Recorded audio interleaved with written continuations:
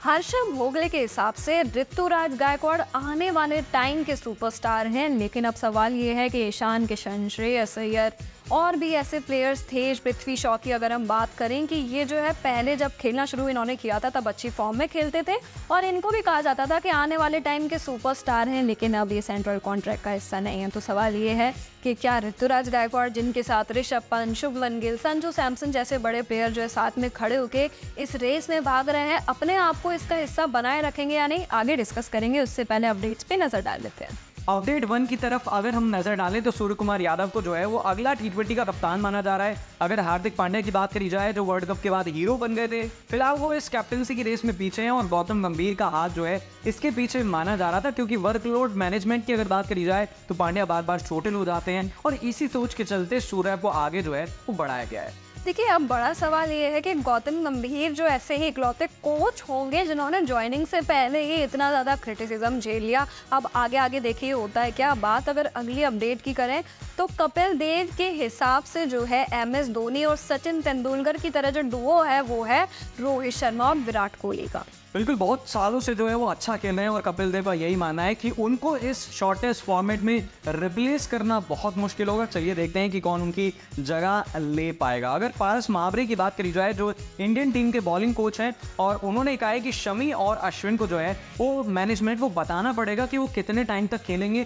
क्योंकि अर्शदीप सिंह की बात करी जाए, आवेश खान की बात करी जाए, तो इन सबको जो है ना ये बॉलिंग के बोर्ड देकर फिर आगे जाना पड़ेगा। देखिए, अगर हम आगे बढ़े और हमारा मेन मुद्दा जो ऋतुराज गायकवाड़ पे था, हर्षद भोगले ने एग्जैक्टली क्या कहा है वो जानना बहुत जरूरी है। उनका कहना है, if you came out of nowhere, saw Ruturaj Gaikwad batting in his last 3-4 matches and you say if he doesn't make it into the team, then this Indian team must be from another planet. He is the next superstar.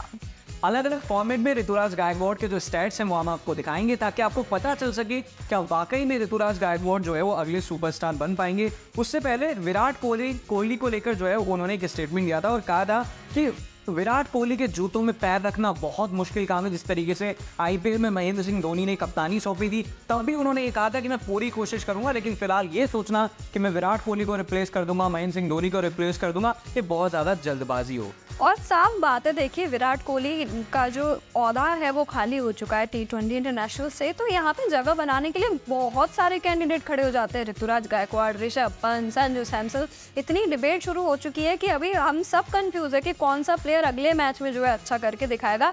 लेकिन ऋतुराज गायकवाड़ की Zimbabwe के खिलाफ हम पारी देखते हैं तो 4 matches खेले थे जिसमें 133 रन बनाए थे, स्ट्राइक रेट 159 प्लस रहा, एवरेज रहा 66.50। तो ये कहीं ना कहीं एक डिबेट बन जाती है कि जब अच्छा परफॉर्म कोई करेगा तो लोग अच्छे खिलाड़ियों से ही कंपेयर करेंगे। और जहाँ तक नंबर 3 की बात है ना, तो इस पर उन्होंने रेस्पॉन्सिबली बैटिंग करी है और अगर कोई नंबर 3 का बैटिंग अच्छी करता है तो कहीं ना कहीं ये जो है वो जो सेलेक्टर्स होते हैं वो भी देखते हैं, टीम के प्लेयर्स भी देखते हैं और कप्तान जो भी होगा वो चाहेगा नंबर 3 पर जो भी आए खेलने वो अच्छी बैटिंग करे। और साथ ही साथ ये भी मैं आपको बताता चलूँ कि अगर ओपनर्स की बात करी जाए तो इस स्लॉट के लिए बहुत ज़्यादा जो है वो कैंडिडेट्स हैं। तो ऐसे में ऋतुराज अगर तीसरे नंबर पर बैटिंग करते हैं तो कॉम्पिटिशन जो है वो उनका या तो पंत से मिलेगा या संजू से मिलेगा। 2 ही 3 खिलाड़ी जो है वो उनके कॉम्पिटिशन में रहेंगे। हालांकि पंत को लेकर काफ़ी ज़्यादा चर्चाएं हुई कि गौतम गंभीर एज अ विकेट कीपर भी उन्हें शायद टीम में नहीं रखना चाहते हैं। देखिए, ये तो इतनी बड़ी डिबेट है, शायद इसके आगे जो है हमें बहुत ज़्यादा चर्चाएं छिड़ती हुई नजर आएंगी। लेकिन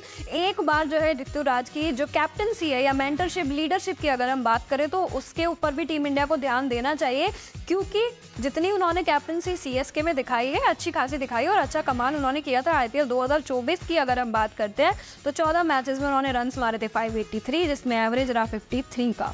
ऋतुराज गायकवाड़ की अगर बात करी जाए तो वो CSK के लिए हाईएस्ट सेकंड रन गेटर रहे थे IPL 2024 में। और वहीं अगर हम उनके ODI रिकॉर्ड्स देखें, हालांकि उनको एक्सपीरियंस इतना नहीं है तो ये उतने इंप्रेसिव नहीं है जितने बाकी रिकॉर्ड्स हैं। 6 मैचेस उन्होंने खेले हैं जिसमें महज 115 रन अभी तक बना पाए हैं। और अगर हम एवरेज की बात करते हैं तो 19.17 का एवरेज रहता है और हाईएस्ट स्कोर की अगर हम बात करें तो 71 रन, स्ट्राइक रेट रहता है 73.25।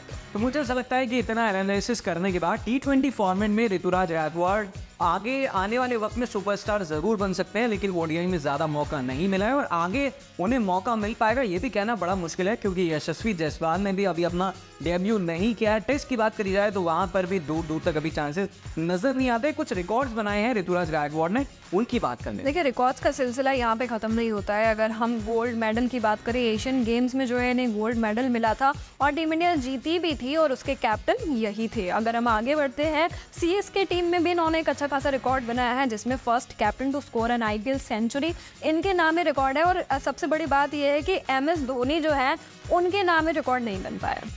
और एमएस धोनी भी विकेट कीपिंग किया करते थे, ऋतुराज गायकवाड़ ने भी विकेट कीपिंग करना शुरू कर दिया है, यानी कि आने वाले वक्त में वो पंत को रिप्लेस कर सकते हैं या फिर कोई और खिलाड़ी हो, संजू सैमसन हो, अपनी पॉसिबिलिटी कहीं ना कहीं टीम इंडिया में आगे और ले जाने की वो कोशिश कर रहे हैं। तो उर्वी का लगता है कि गौतम गंभीर को वो इम्प्रेस कर पाएंगे। देखिए, मेरे हिसाब से गौतम गंभीर ऐसी पर्सनैलिटी हैं कि आप अच्छा प्रदर्शन देंगे तो ऑब्वियस सी बात है वो आपसे इम्प्रेस होंगे, आपको टीम में बनाए रखेंगे। लेकिन सबसे बड़ा सवाल ये है कि अगर इनकी जगह टीम में बनते हैं तो फिर क्या ऋषभ पंत का स्पॉट परमानेंट रहेगा? क्या बाकी प्लेयर्स है जिनको लेके सिस्टम अभी थोड़ा डामाडोल नज़र आ रहा है, क्या ये वैसा ही रहेगा या नहीं? क्योंकि देखिए, फॉर्म में ऐसा तो हो नहीं सकता कि सारे ही प्लेयर एक साथ फॉर्म में खेलते हुए नजर आए। जो फॉर्म में नहीं होगा वो आउट हो जाएगा। तो देखने वाली बात यही है कि कैसा रहता है टीम इंडिया का स्क्वाड। आपको क्या लगता है कि कौन से प्लेयर को जगह मिलनी चाहिए और कौन से प्लेयर को जगह नहीं मिलनी चाहिए? आप कमेंट करके बता सकते हैं। ये वीडियो आपको पसंद आई हो तो इसे लाइक एंड शेयर करें, हमारे चैनल को सब्सक्राइब करें।